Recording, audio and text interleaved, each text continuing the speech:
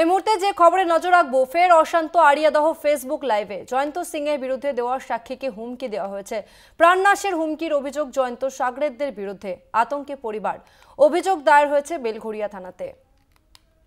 আরো বিস্তারিত জানবো, আমাদের সঙ্গে ফোন লাইনে রয়েছে প্রতিনিধি জয়ন্ত মজুমদার। জয়ন্ত, দেখো দর্শনা, তোমাকে জানিয়ে রাখবো যে 2024 সালে 1 জুলাই কিন্তু জায়েন্ট সিং তার নিজের অর্থাৎ আড়িয়াদহ এলাকায় এক মা এবং ছেলেকে মারধরের ঘটনায় জায়েন্ট এবং তার অনুগামীদের নাম কিন্তু জড়িয়েছিল সেই ঘটনায়।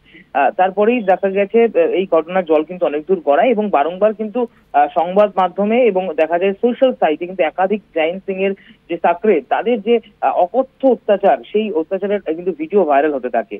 ঠিক তারপরে এতগুলো একটা বছর কার্যত গোটা পেরিয়ে যায় এবং এখন কিন্তু জায়েন্ট সিং এবং তার অনেক অনুগামীরাই দেখা যাচ্ছে জেলবন্দি রয়েছে।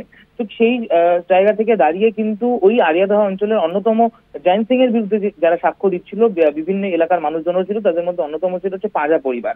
এবং হঠাৎ করে দেখা যায় যে গতকালকে কিন্তু একটি সোশ্যাল সাইটে ভিডিও ভাইরাল হতে দেখা যায়, যেখানে জায়েন্ট সিং এর এক সাকরেদকে স্পষ্ট ভিডিওতে বলতে শোনা যাচ্ছে, ভাইরাল হবার সেই ভিডিওতে, যেটা আমাদের হাতে ইতিমধ্যেই এসছে, সেখানে বলতে শোনা যাচ্ছে যে জায়েন্ট সিং এর বিরুদ্ধে যদি কেউ সাক্ষী দেয়, যখন জায়েন্ট সিং ছাড়া পাবে তখন তার অনুগামীরা জায়েন্ট সিং সমেত কিন্তু সেই পরিবারকে কিন্তু মেরে ফেলবে, অর্থাৎ তাদেরকে প্রাণনাশের হুমকি দেওয়া হয়।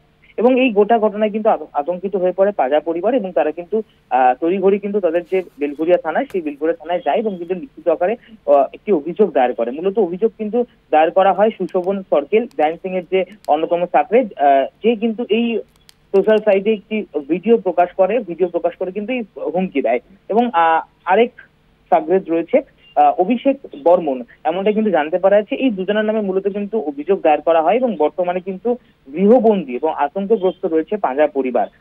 এবং পুলিশ কিন্তু গোটা ঘটনায় ইতিমধ্যেই তদন্ত শুরু করেছে বলে জানতে পারা যাচ্ছে। ধন্যবাদ তোমাকে জয়ন্ত। আরো একবার জানিয়ে রাখবো, আড়িয়াদহে মা ছেলেকে গণপিটুনির ঘটনায় 4 দিনের মাথায় মূল অভিযুক্ত জয়ন্ত সিংকে গ্রেফতার করা হয় এবং ধৃতের সংখ্যা বেড়ে দাঁড়ায় 9। আড়িয়াদহে মা ছেলেকে গণপিটুনির ঘটনায় 4 দিনের মাথায় জয়ন্ত সিংকে ঘটনা করা হয়।